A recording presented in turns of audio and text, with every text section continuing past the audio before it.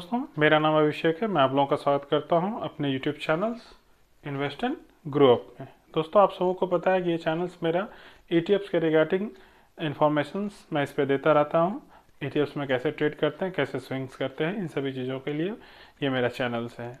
जो भी नए व्यूअर्स जुड़ रहे हैं, मैं उनको बता दूं कि मैं इस चैनल्स पे जो ईटीएफ्स में कैसे ट्रेड होता है, कैसे स्विंग करते हैं, कौन सा ईटीएफ्स, मतलब जो भी ईटीएफ्स के रिगार्डिंग जो भी इन्फॉर्मेशन होता है, जो भी नॉलेज होता है, वो मैं इस पर शेयर करता हूँ ताकि आप लोग सीख सकें उसमें इन्वेस्टमेंट का तरीका और ट्रेडिंग कैसे करते हैं, खास करके स्विंग ट्रेडिंग। तो चलिए, मैं आगे आप लोगों को आज का जो मेरा टॉपिक है, कई व्यूअर्स का ये क्वेश्चन रहता है मुझसे कि सर कौन कौन सा ईटीएफ हमें अपने पोर्टफोलियो में रखना चाहिए या कितने ईटीएफ्स रखना चाहिए, बहुत के मन में होता है। मैं तो हर चीज़ के बारे में वीडियो बता चुका हूँ कि कैसे कौन सा सेक्टर का कौन सा ईटीएफ है, कौन सा सेक्टर को कौन सा ईटीएफ रिप्लिकेट कर रहा है, इस चीज़ के बारे में भी मैंने वीडियो डिटेल्स में बनाया हुआ है। आप चाहें तो मेरे चैनल्स पे जाकर वीडियो सेक्शन में चेकआउट कर सकते हैं। ठीक है, वो मैंने बनाया है, आप इसमें ढूंढेंगे तो वो मिल जाएगा कि किस सेक्टर में जैसे कोई भी इंडेक्सेस है, उस इंडेक्सेस को कौन सा ईटीएफ रिप्लिकेट कर रहा है, इस सभी चीज़ों के बारे में मैंने डिटेल्स में वीडियो बनाया हुआ है। फिर भी लोगों का ये सवाल आ रहा है कि सर, क्योंकि सभी लोग, मुझे नहीं लगता कि वीडियो पूरा देखते हैं, शायद स्किप करके देखते होंगे या आधा अधूरा देखते होंगे, इसलिए उन्हें पता नहीं चल पा रहा होगा। चलिए, कोई बात नहीं है, मैं फिर भी बताऊंगा। उनका अगर क्वेश्चन है या क्वेरी है कमेंट्स में, तो मैंने हमेशा कहा कि मैं सबका क्वेरी लूँगा, तो समय ज़रूर लगेगा लेकिन मैं क्वेरी ज़रूर उनका अटेंड करूँगा।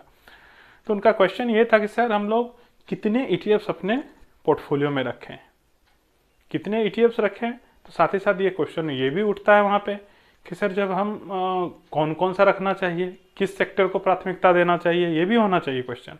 उनका सिर्फ एक ही क्वेश्चन, सर कितने ईटीएफ्स रख सकते हैं, 10, 20, 30, क्या कितने रखें।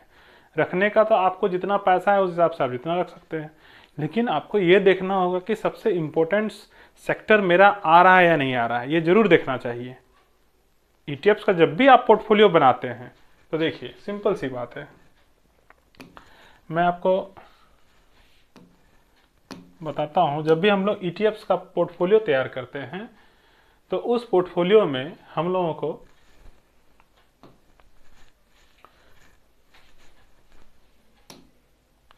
ईटीएफ्स का पोर्टफोलियो तैयार करते हैं तो उस पोर्टफोलियो में हम लोगों को क्या बातों का ध्यान देना चाहिए। पहला,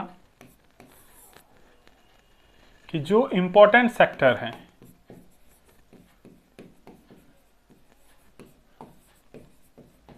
इम्पोर्टेंट सेक्टर है, उससे रिलेटेड ईटीएफ्स हम मेरे पोर्टफोलियो में है या नहीं है।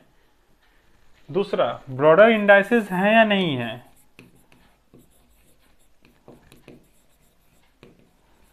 ब्रॉडर इंडाइसेस उसमें है या नहीं है।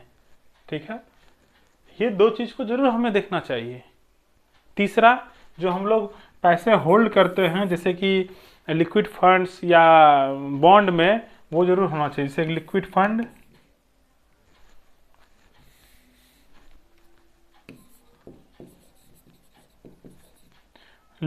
फंड, ऑब्लिक बॉन्ड, ये भी जरूर होना चाहिए। तीन चीजें को देख के ही हमको अपना पोर्टफोलियो बनाना है।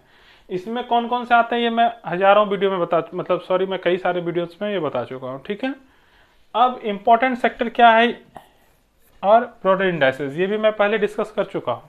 लेकिन भाई का सवाल है तो मुझे लगता है कि ये सवाल बहुतों के मन में होगा कि सर हम लोग अपना पोर्टफोलियो कैसे बनाएं, कैसे तैयार करें। साथ ही एक और होगा मन में, कितना रख सकते हैं। दो सवाल है, इन दो सवाल का जवाब मैं आपको दूंगा आज।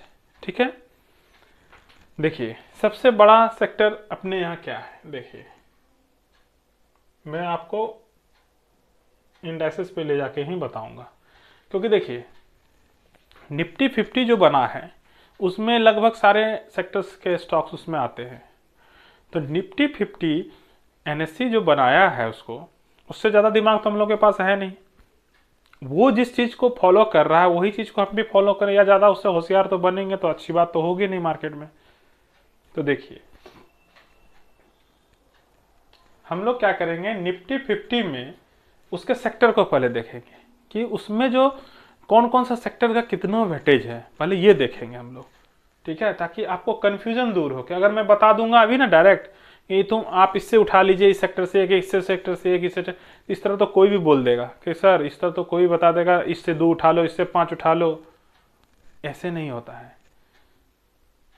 देखिए जब हम लोग नीचे आएंगे निफ्टी 50 में, देखिए सेक्टोरियल डिस्ट्रीब्यूशन है, ये निफ्टी 50 का सेक्टोरियल डिस्ट्रीब्यूशन है कि 100% निफ्टी 50 का अगर मार्केट है तो उसमें से किस किस सेक्टर को उसने कितना कितना परसेंट दिया हुआ है। आप देखेंगे सबसे बड़ा सेक्टर क्या है, फाइनेंशियल सर्विसेज का। यहां सर्विसेज की बात हो रही है। फाइनेंशियल सर्विसेज का जो ईटीएफ है वो मैंने अभी तक आपको सिर्फ नाम बताया है, उसका डिटेल्स में वीडियो मैंने अभी तक नहीं अपलोड किया, मैं पहले बता देगा, उस पर मैं बनाऊंगा, ठीक है। फाइनेंशियल सर्विसेज का ईटीएफ बीएफएसआई करके है, उस पर मैं एक बनाऊंगा वीडियो, ठीक है। ये बहुत इंपॉर्टेंट चैप्टर था इसलिए मैंने इसको अभी तक रोक के रखा है। क्यों? क्योंकि हर एक चीज़ को बताने के लिए सही समय होता है उसका। मैंने बताया है कि फाइनेंशियल सर्विसेज के अंतर्गत फाइनेंशियल सर्विसेज है टोटल 34.53%। आप सोच लीजिए 100 रुपये में 34-34.5% उसने इसी को दिया है। बेवकूफ़ तो है नहीं इसको बनाने वाला, तो जब वो इसको दे सकता है तो भाई हम लोग क्यों नहीं इसको प्रीफर करें। फाइनेंशियल सर्विसेज की बात करें, बीएफएसआई जो एक ईटीएफ है वो फाइनेंशियल सर्विसेज को पूरा कवर करता है। फाइनेंशियल सर्विसेज में बैंकिंग वगैरह सब कुछ आज टोटल चीज आ जाता है उसके अंदर। अगर कोई इसको पार्ट पार्ट बांटना है तो उसमें क्या होगा, बैंक अलग हो जाएंगे, ठीक है। उसमें भी कई लोग उसको भी पार्ट बांट देते हैं। कैसे? उसमें जो गवर्नमेंट बैंक है पीएसयू बैंक बीज हो गया, प्राइवेट बैंक है तो प्राइवेट हो गया, ICICI का प्राइवेट आता है वो अलग बांट देते हैं, उसमें प्राइवेट बैंक ही सिर्फ आते हैं, वो ईटीएफ भी है। पीएसयू है तो पीएसयू हो गए, और बैंक बीज है उसमें बैंक सारे बैंक आ जाते हैं। और फाइनेंशियल सर्विसेज मतलब टोटल आ गए उसमें, ठीक है। किसी को अगर एक लेना है तो बीएफएसआई फाइनेंशियल सर्विसेज लिया, सारे आ गए उसमें, समझ गए। अब उसके बाद उसने किसको दिया है, आईटी को दिया है, ठीक है। आप इसको मैं टच करके बताओ। देखिए इसमें क्या दिख रहा है आपको, HDFC बैंक, SBI, ठीक है, कोटक बैंक, ICICI बैंक, ठीक है, ये आपको बैंक दिख गया, ठीक है। सर्विसेज कौन कौन है, देखिए सर्विसेज एक्सिस बैंक यहाँ है छोटा सा, तो ये बैंक हो गया। अब आप कहेंगे सर सर्विसेज क्या होता है, फाइनेंशियल सर्विसेज मतलब क्या होगा, जैसे बजाज फाइनेंस, ये क्या है, NBFCs है, ये आपको सर्विसेज प्रोवाइड करता है, ये बैंक नहीं है, ठीक है। बजाज फिनसर्व सर्विसेज है, ठीक है। फिर यहाँ एक बैंक है इंडसइंड बैंक। SBI लाइफ क्या है, वो इंश्योरेंस है, वो फाइनेंशियल सर्विसेज हो गया। हम आपको इंश्योरेंस दे रहे हैं, हम आपको सर्विस दे रहे हैं, तो वो सारे सर्विसेज में आते हैं। बजाज फाइनेंस का कार्ड आ जाता है, भाई आप शॉपिंग कर लो, वो सर्विसेज में आता है। पेटीएम सर्विसेज में आता है, ठीक है। तो आप लोग कंफ्यूजन मत होइएगा, सर्विसेज क्या है, बैंक क्या है, वो मैंने बता दिया। अब लंबा क्लास हो जाएगा, इतना मैं नहीं बताऊंगा अभी फिलहाल। अब हम लोग आगे चलते हैं। उसके बाद आता है आईटी, ठीक है। आईटी में आप देख लें Infosys, HCL tech, tech Mahindra, Wipro and TCS, ये सब है। तो सेकंड इन्होंने क्या किया है, ज्यादा प्रेफरेंस किसको दिया है, आईटी को दिया है, ठीक है। इन्होंने सेकंड प्रेफरेंस किसको दिया है, आईटी को दिया है। तो अब हम लोग क्या करेंगे, जब ये आईटी को दे सकता है सेकंड प्रेफरेंस, तो हम लोग भी क्या करेंगे, उसके बाद आईटी को चलेंगे। फिर उसके बाद इसने क्या दिया, कंज्यूमर मूविंग गुड्स, कंज्यूमर यानी कि कंज्यूम बीज। मैंने कल के वीडियो में शायद बताया था कंज्यूम बीज क्या है। कंज्यूम बीज में जो जो हम लोग कंज्यूम करते हैं वो कंज्यूम बीज में आते हैं। फिर ऑटो आ जाता है, फिर और भी थोड़े थोड़े छोटे छोटे सेक्टर्स है। तो अब समझ गए सारे सेक्टर्स के बारे में, किस पे हम लोग को ज़्यादा फोकस करना चाहिए, बैंकिंग और आईटी, ठीक है। उसके बाद कंज्यूम बीज आ जाता है, उसके बाद ऑटो आ जाता है 7.4%, और बाकी छोटा छोटा है 1 से 2%, 3। हेल्थ केयर है, कंस्ट्रक्शन है, जिसमें हम लोग बताया था इंफ्रा बीज के बारे में मैंने बताया था, उस पर मैंने डिटेल वीडियो बना दिया है। सिर्फ एक जो सबसे बड़ा सेक्टर है बीएफएसआई, वो मैंने अभी तक होल्ड करके रखा। क्यों? उसके लिए मैं अच्छे से समझाऊंगा उसमें, ठीक है। तो फिर भी अभी तक तो मैंने अच्छे से समझा ही दिया। अब चलिए हम लोग चलते हैं कौन कौन से ईटीएफ्स होते हैं। बहुत लोग कहेंगे सर नाम बता दीजिए, ज़्यादा आसान हो जाएगा हमको, नहीं तो हमको ढूंढना होगा। चलिए आपका काम हम कर देते हैं, ठीक है। चलिए पहला, जब हम लोग एक तो पहले ब्रॉडर इंडेक्स से आप निफ्टी 50 को ले सकते हैं, तो इसलिए मैंने उसके लिए क्या बताया था, निफ्टी 20 सबसे पहले। ये तो रखना ही चाहिए हर एक को, ठीक है। बैंक में जैसे ही आएंगे हम लोग क्या करेंगे, बैंक बीज ले लेंगे फाइनेंशियल के लिए, बैंक बीज। तीसरा जो मैंने बताया BFSI, ठीक है, ये फाइनेंशियल सर्विसेज को करता है, इसमें सारे आ जाते हैं, ये भी इसी के अंदर इंक्लूड हो जाते हैं, ठीक है। लेकिन अगर किसी को चाहिए कि नहीं अलग अलग रखना, रखिए ना, एक ही रखना तो BFSI रख लीजिए, आपकी मर्जी। उसके बाद प्राइवेट बैंक भी आता है, PSU भी आता है, लेकिन नहीं कहते हैं थोड़ा सा ज़्यादा देखिए ये सब क्या है कि इसमें वॉलेटिलिटी कम होती है, इसमें कम होती है, लेकिन इसमें ज़्यादा होती है। क्यों? ये एकदम सेक्टोरियल हो गया, ठीक है, ये भी सेक्टोरियल है, फाइनेंशियल सर्विसेज ये भी सेक्टोरियल है, लेकिन इसमें ज़्यादा होगा क्योंकि इसमें जो स्टॉक्स की क्वांटिटी है वो ज़्यादा बढ़ जाता है। ये आपका ब्रॉडर इंडेक्स में आ जाता है, ठीक है। तो चलिए ये बता दिया मैंने आपको, ठीक है। चौथा सबसे ज़्यादा जो था IT में था, तो हम लोग IT बीज में चले जाएंगे, ठीक है। ये सब इम्पोर्टेंट मैं बता रहा हूँ पहले, ठीक है। फिर अब हम लोग क्या करेंगे, पाँचवा सिल्वर बीज, फिर गोल्ड बीज। मैं फटाफट लिखते जा रहा हूँ तो काफ़ी ज़्यादा लंबा वीडियो हो जाएगा ये, ठीक है। गोल्ड बीज, ये सारे इंपॉर्टेंस वगैरह मैं पहले बता देता हूँ, ठीक है। गोल्ड बीज हो गया।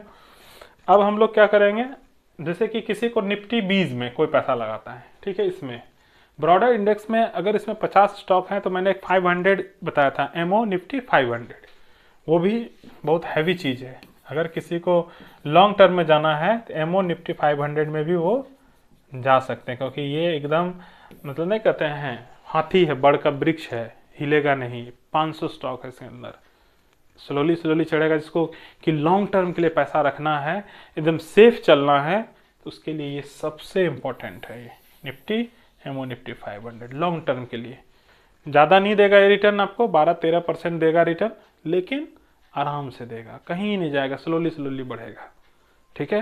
लेकिन 12-13%, 14% या 12-13%, 14% के आसपास ये साल का आपको निकाल के देगा आराम से। ये हैवी है, ठीक है। बाकी गोल्ड सिल्वर में सारा चीज़ों के बारे में पहले भी बता चुका, जो नहीं बताया वो ये मेरा छूटा हुआ है, इस पर मैं अलग से क्लास लेके बता दूंगा आपको, ठीक है। चलिए फटाफट चलते, 7 हो गए। चलिए 8वां चलते हैं हम लोग, MO निफ्टी 500 हो गया। उसके बाद मैंने एक कल के वीडियो में बताया था alpha, Kotak alpha, ALPHA alpha, ठीक है। अल्फा क्या है, कोटेक अल्फा, जिसका अल्फा ज़्यादा होता है, वैसे सारे स्टॉक्स इस इंडाइसेस में होते हैं, इसलिए इसको कोटेक अल्फा है, इसका अच्छा खासा रिटर्न है। ये 8 मैंने आपको यहाँ बता दिए, ठीक है। चलिए अब चलते हैं 9 नंबर पे। मैं अच्छे वैसे ही यहाँ ETF बता रहा हूँ जिसमें अच्छा वॉल्यूम से है, अच्छा ट्रेड होता है, अच्छा रिटर्न बनता है, वही उसी सब को शॉर्ट लिस्ट करके बता रहा हूँ आपको। 9 नंबर में चलेंगे ICICI B22, जिसको हम लोग भारत 22 कहते हैं। उसके बाद हम लोग CPSE, इन सभी चीज़ों के बारे में मैं पहले बता चुका हूँ क्लास में।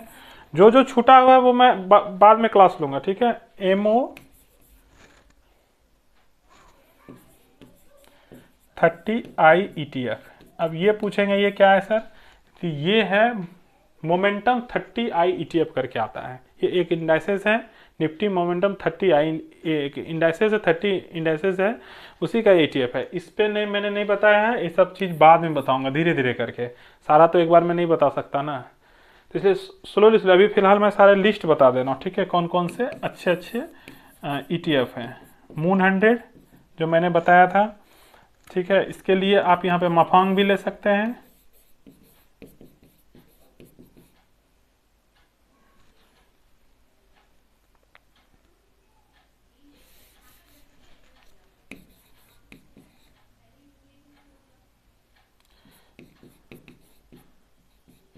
थोड़ा नाम इधर उधर हो जाएगा तो ज़्यादा बात मत कीजिएगा कि मैंने नाम मैं फास्ट लिख रहा हूँ, हो सकता है नाम में गलती हो जाए, एडजस्ट कर लीजिएगा इसको, ठीक है। मैं थोड़ा फटाफट लिखते जा रहा हूँ, ठीक है। अब मिड कैप में अगर आएंगे तो एक होता है MOM 100, एक होता है मिड कैप। दोनों में क्या फ़र्क है, ये मिड कैप 150 इंडाइसेस को कवर करता है, ये मिड कैप 100 इंडाइसेस को कवर करता है, ठीक है। दोनों में से आपको एक रख सकते हैं, दोनों अच्छा है, ठीक है। आप देखिए इंफ्रा क्लिप मैंने कल बताया था, इंफ्रा आई ETFs 16 पे चलते हैं, ठीक है। इंफ्रा हो गया। फार्मा फार्मा रखिए या हेल्थी करके आता है, ये हेल्थ केयर को है, ये फार्मा, दोनों दो सेक्टर से रिलेटेड है, बट कोई एक रखिए दोनों में तो मेरे ख्याल से बट नहीं तो काफ़ी ज़्यादा भीड़ होगा आपके पोर्टफोलियो में। चलिए 16 हो गए। अब हम लोग आगे चलते हैं।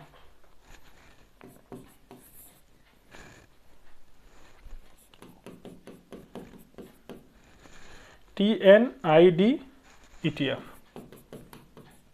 ये एक डिजिटल इंडिया करके ETF है, डिजिटल इंडिया का एक इंडेक्सेस है, उसी का ये ETF है। ठीक है, ये एक थीमेटिक ETF है। ठीक है, ये डिजिटल इंडिया करके एक ETF है, उसी में इसमें जितने भी डिजिटल सेक्टर्स होते हैं सारे इसके अंतर्गत आते हैं, चाहे आप एयरटेल हो, ये सब हो, वोडाफोन है, सारे जो भी मतलब कि डिजिटल से जुड़े हुए चीज़ें हैं सारे इसके अंदर आते हैं, जियो वगैरह सब इसी के अंदर आते हैं, डिजिटल में अंदर। यानी कि अगर IT भी इसके अंतर्गत आती है, बहुत सारे ITs भी आती हैं, छोटी छोटी कंपनियाँ भी आती है इसके अंदर, ये भी अच्छा ग्रोथ देता है ये भी लॉन्ग टर्म में। ठीक है ना। उसके बाद कमोडिटी COMMOI ETF, ये कमोडिटी है, इस पर मैंने अभी तक नहीं बताया है, ये सब छूटा हुआ है मेरा, जो छूटा हुआ है उसको भी छोड़िएगा, मैं सिर्फ नाम बता दे रहा हूँ, अगर आप नोट करते चलेंगे और आप इसके बारे में अगर आप खुद से रिसर्च करना कीजिए, नहीं तो मैं वीडियो जरूर बनाऊंगा इस पर। ठीक है, तो मैं आपको बाद में बताता चलूँगा। ठीक है, कमोडिटी हो गया। एमओ रियल्टी, इसके लिए तो मैं बता चुका हूँ।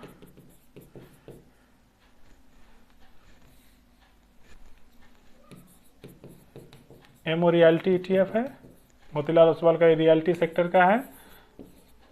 20 में चलेंगे हम लोग। PSU बैंक बीज, ये तो मैं बता चुका हूँ।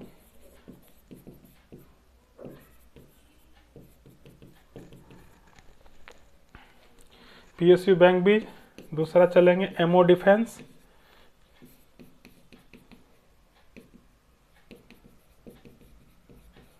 Ammo defence. अगर एमओ डिफेंस में अगर किसी को अल्टरनेटिव पोर्टफोलियो के तौर पर अगर किसी और को रखना है, एक ग्रो का भी आता है, ग्रो डिफेंस करके। ठीक है, ग्रो का भी एक ग्रो की भी एक आई हुई है, ग्रो डिफेंस करके। ठीक है,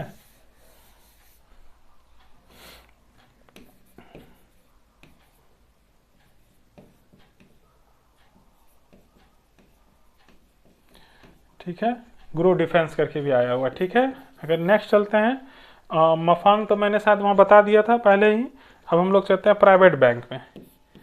PVT, ICICI का प्राइवेट बैंक ETF है। ठीक है, 22 हो गए, और दो मैंने बताया, एक लिक्विड बीज बताया और एक वो बताया था, लगभग 24-25 टोटल मैंने बता दिए। दो को छोड़ दीजिए तो 22 को आप लोग इस पे कंसीडर कीजिए कि जो ये टोटल 22 ऐसे हैं, और वो दो तो रखना ही है, लिक्विड बीज और एक जो मैंने बताया वो बॉन्ड के लिए, तो वो दो को अलग रख दिए, तो 22 इधर मैंने बताए हैं। ठीक है, शायद इसमें मेरे पास शायद 23 है, तो एक शायद मैं मिस कर रहा हूँ कोई, चलिए कोई बात नहीं, 22 मैंने बताया, बस इतना ETF सफिशियंट है टोटल। मैं ये नहीं कहता कि 22 का 22 रख लीजिएगा, ये नहीं कीजिएगा, आपको जितनी कैपेसिटी है, रखने वाले 30-30 पे भी ट्रेड करते हैं, तो उसके लिए आपको नॉलेज होना चाहिए किस सेक्टर में गिरावट होगी, कौन सा सेक्टर भागेगा, ऐसा की जानकारी होनी चाहिए। ऐसा नहीं कि रख लिए पता ही नहीं है किसमें कितनी गिरावट पे लगाना है, सारी बातें पता होनी चाहिए। ठीक है, मान लेते हैं कि मेरे पास अगर सपोज दैट 1 लाख रुपए है, तो मैं कितना रखूंगा, क्योंकि अगर मैं इसमें 10,000 का भी लॉट बनाता हूं, ठीक है, मान लेते हैं कि मैं 10,000 का लॉट बनाता हूं, इसमें 10,000 का एक लॉट लेता हूं। ठीक है, तो हर एक के लिए तो मुझे 5 लॉट तो रखने चाहिए पैसा, मैंने पहले भी कहा है 5 लॉट कम से कम रखिए उसके लिए पैसा बचा के। तो 5 लॉट अगर रखे तो 50,000, यानी इससे तो मैं 2 ही ETF में ना ट्रेड कर पाऊंगा। हाँ, तो अब आप सोच लीजिए कि इस हिसाब से आप अपने पोर्टफोलियो में कितना रख सकते हैं, आपकी जितनी कैपिटल हो। किसी के पास 10 लाख है तो उस हिसाब से अपना जोड़ लीजिए। अगर आपको 10,000 का ही बनाना है, मान लेते हैं किसी के पास 10 लाख है, सपोज 10 लाख है, 10,000 का वो एक बना लिया। ठीक है, तो 50,000 पे ईच, उसके पास कितने हो जाएंगे, मान लेते हैं कि 10,000 का उसने एक लॉट साइज बनाया हुआ है, 50,000 रुपये वो एक के लिए रखता है, एक ETF के लिए, इसमें 50 से डिवाइड कर देंगे, 50,000 से इसमें डिवाइड कर दीजिए, लगभग वो 20 ETF अपने पोर्टफोलियो में रख सकता है, 20 ETF, क्योंकि हर एक के लिए 50,000 वो रख लिया। ठीक है, तो जितना जिसकी कैपेसिटी है उस हिसाब से अपना पोर्टफोलियो में रखिए ETF। 22 का रखना है 22 भी रख सकते हैं, आपको उसके लिए ज्ञान भी चाहिए, साथ ही साथ पैसा भी चाहिए आपके पास। तो जो क्वेश्चन था उनका कि सर मैं कितने ETF रख सकता हूं अपने पोर्टफोलियो में, तो मैंने सारे ETFs के अच्छे अच्छे ETFs के आपके लिए चुन के मेहनत करके मैंने लाया। आप समझ सकते हैं कि उस 22 ETF को चूज किया जिसका कि मैंने वॉल्यूम भी देखा, हर चीज देखा, उसमें अच्छे से ट्रेड होता है नहीं होता। हो सकता है कि कुछ में वॉल्यूम उसमें कम मैंने चूज कर लिया, या हो सकता है उससे ज्यादा कोई वॉल्यूम वाला अदर ETF हो। ये मेरा कोई रिकमेंडेशन नहीं है कि आपको वही लेना है या वही करिए, मेरा कोई रिकमेंडेशन कॉल नहीं है, मैं आपको समझाने के लिए सारे का नाम बता दिया, ठीक है। हो सकता है उससे कोई वॉल्यूम अदर हो, कोई भी अगर दोस्त ढूंढते हैं तो वो कमेंट्स कीजिए, तो मैं औरों को वो जानकारी दे दूंगा उसके लिए। अगर किसी को मेरे किसी में दिक्कत दिखती है ETF में, या कि लगता कि नहीं सर इससे ज़्यादा वॉल्यूम वाला ETF है और, तो आप उसका नाम कमेंट्स में लिखिए, मैं उसको औरों को बताऊंगा वीडियो के माध्यम से। जानकारी सबको होनी चाहिए, आखिर जो भी इस चैनल से जुड़े हैं सभी एक फैमिली की तरह हैं, नॉलेज सबको होनी चाहिए, ठीक है। तो अब आप समझ गए कि आपके कैपिटल पे डिपेंड करता है कि आप कितना ETF रखें अपने पोर्टफोलियो में, ठीक है। तो चलिए इस टॉपिक को हम लोग अब खत्म करते हैं, लंबा हो जाएगा काफी वीडियो। लेकिन हाँ, एक भाई का और क्वेश्चन था, वो भी मैं बता देता हूँ। बहुत ही लोगों का ये क्वेश्चन आ रहा है कि सर अकाउंट कैसे ओपन करें। बहुतों का ये क्वेश्चन आ रहा है कि सर हम लोग अकाउंट कैसे ओपन करें, कैसे आप लोग सर अकाउंट ओपन करके ट्रेड करते हैं, मुझे जानकारी नहीं है। तो देखिए ये मेरा जो आप जाते हैं मेरे चैनल्स पे, तो यहाँ देखिए जीरोधा का एक लिंक है, मैं जीरोधा का यूज करता हूँ, इसलिए मेरा ये कोई इसका ऐड मैं नहीं कर रहा हूँ या कि इसका प्रचार नहीं कर रहा हूँ। आप जिसका कंपनी का चाहे खोल सकते हैं, बट मैंने जो किया वो मैं बता रहा हूँ। ये उसका लिंक है, इस पर जैसे ही आप यहाँ क्लिक करेंगे तो ये आपको जीरोधा के साइट पर ले जाएगा, ठीक है। यहाँ पे आप अपना टेलीफोन नंबर डालेंगे, कंटिन्यू करेंगे, OTP आएगा, लॉगिन करेंगे, उसके बाद जो भी डाटा मांगेगा, नाम पता फ़ोन नंबर सारा चीज़ भरेंगे, अकाउंट डिटेल्स भरेंगे, जिससे आपको पैसा उसमें डालना है ट्रेडिंग अकाउंट में, वो अकाउंट उससे लिंक हो जाएगा, ठीक है। और वो अकाउंट पहले से आधार लिंक होनी चाहिए, आधार और पैन नंबर सब उसमें रजिस्टर्ड होने चाहिए उस अकाउंट पर, और मोबाइल नंबर सारे लिंक होने चाहिए। आप इस पर जैसे डालेंगे वो अकाउंट नंबर सारा डालेंगे, उस अकाउंट नंबर का आपको फिर इसमें कुछ डॉक्यूमेंट अपलोड करने होंगे, जैसे कैंसिल चेक, आपका पैन कार्ड, आधार कार्ड आपके पास होना चाहिए, और एक सिग्नेचर का भी एक स्कैन कॉपी होनी चाहिए। तो वो सारे चीज़ जब अपलोड करेंगे आप में, कुछ शायद चार्जेज है 200-300 रुपये इसका अकाउंट ओपन करने का। इस पर ऑनलाइन पेमेंट करेंगे, 48 घंटे के अंदर आपका अकाउंट ओपन हो जाता है। उसमें जैसे आप सारा डॉक्यूमेंट डालेंगे वो आपसे वीडियो KYC करेगा, वीडियो कॉल आएगा उसका, आप कुछ सेकंड के लिए वीडियो KYC करेगा, आपका फ़ोटो वगैरह, या आपको कहेगा उसमें अपलोड कीजिए अपना फ़ोटो खींच के, पैन कार्ड जैसे लिए हैं हाथ में या आधार कार्ड सामने रख के फ़ोटो खींच के अपलोड कर देना है। उस तरह से भी इसमें होता है, या वीडियो KYC भी करते हैं, दोनों तरीके से होता है। तो वो आपका उस तरह से अकाउंट ओपन हो जाएगा 48 घंटे के अंदर, आप उसमें ट्रेड कर सकते हैं। तो यही तरीका है अकाउंट ओपनिंग का। ये भी भाई का एक क्वेरी था, इसलिए मैंने बता दिया। मुझे हर एक का क्वेरी लेना है, ये मेरा काम बनता है कि जब मैंने उनसे कहा था कि मैं आपका ये जो क्वेरी है ज़रूर किसी न किसी वीडियो में लूँगा, उससे मैंने भरोसा दिलाया था, प्रॉमिस किया था। तो चलिए मैं सबों का जो भी क्वेरी था मैंने सॉर्ट आउट कर दिया है लगभग, और किन्हीं का और कोई नया क्वेरी हो तो आप लोग एकदम बेफिक्र होकर कमेंट्स में कीजिए, मैं सब क्वेरी को लूँगा और सब पे वीडियो बनाऊँगा और बताऊँगा आपको, ठीक है दोस्तों। तो आज के लिए बस इतना ही। बस आप लोगों से एक रिक्वेस्ट आता है, छोटा सा रिक्वेस्ट, कि मेरे चैनल्स को आप लोग सब्सक्राइब कीजिए, अपना प्यार दीजिए, और जो भी वीडियोज है उसको लाइक कीजिए, शेयर कीजिए सबों को, और जब भी इसको सब्सक्राइब करें बेल आइकन एंड ऑल का ऑप्शन जरूर प्रेस करें, ताकि जो भी मैं वीडियो डालूँ आपको नोटिफिकेशन मिले। तो आपसे बस यही एक छोटा रिक्वेस्ट है, आप लोग चैनल को सब्सक्राइब करें, सपोर्ट करें। धन्यवाद।